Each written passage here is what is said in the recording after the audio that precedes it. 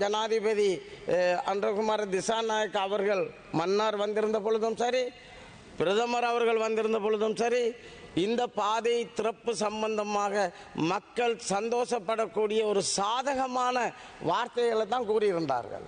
ஆனால் திடீர்னு கடந்த காலங்களில் இருந்த ஆட்சியாளர்களும் அரசாங்கமும் இது சம்பந்தமாக ஏதோ ஒரு வகையில் சாதகமாக வர்றதுக்குரிய ஏற்பாடுகளை செய்வதற்காக பல அதாவது அட்டர்னி ஜெனரல் அவர்களுடனான அந்த திணைக்களத்துடன் பல பேச்சுவார்த்தைகள் நடத்தியிருந்தார்கள்.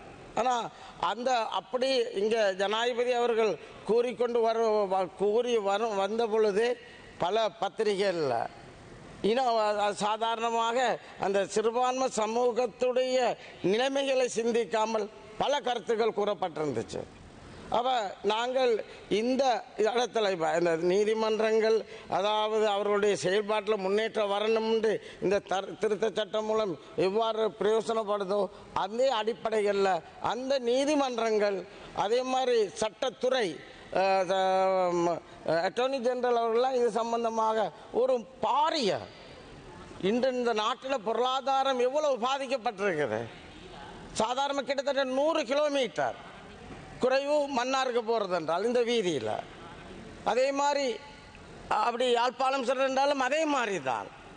மற்றது ஒரு டூரிஸ்ட் ஏரியா அது. அப்போ அந்த நிலைமைகளை உண்மையிலேயே அந்த நீதிமன்றத்துடைய தீர்ப்பு எங்களுக்கு உண்மையிலே ஒரு வேதனை அளிக்கின்றது. இருந்தாலும் நீதித்துறை நாங்கள் கேட்டு இருக்கின்றோம் அரசுங்கிற அடிப்படைகளில் இது சம்பந்தமான டிஸ்கஷன் நாங்கள் பண்ணுவோம். பல விளக்கங்கள் எங்கள்கிட்ட இருக்குது.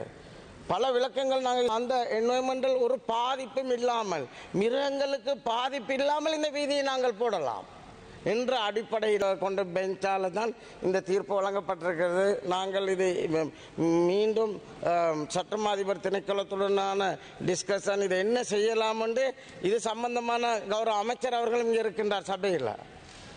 அதே மாதிரி இந்த சட்டத்துறைக்கு பொறுப்பான கௌரவ அமைச்சர் அவர்களும் இருக்கின்றார்கள். இதை ஒரு டிஸ்கஷன் பண்ணி இந்த வீதியை திறப்ப சம்பந்தமாக கிட்டத்தட்ட 90ஆம் ஆண்டு முஸ்லிம்கள் இடம்பெயர்ந்த காலத்தில் அந்த வீதியால் தான் வந்தாங்க. அந்த வீதி பாவிக்கப்பட்டிருக்குது.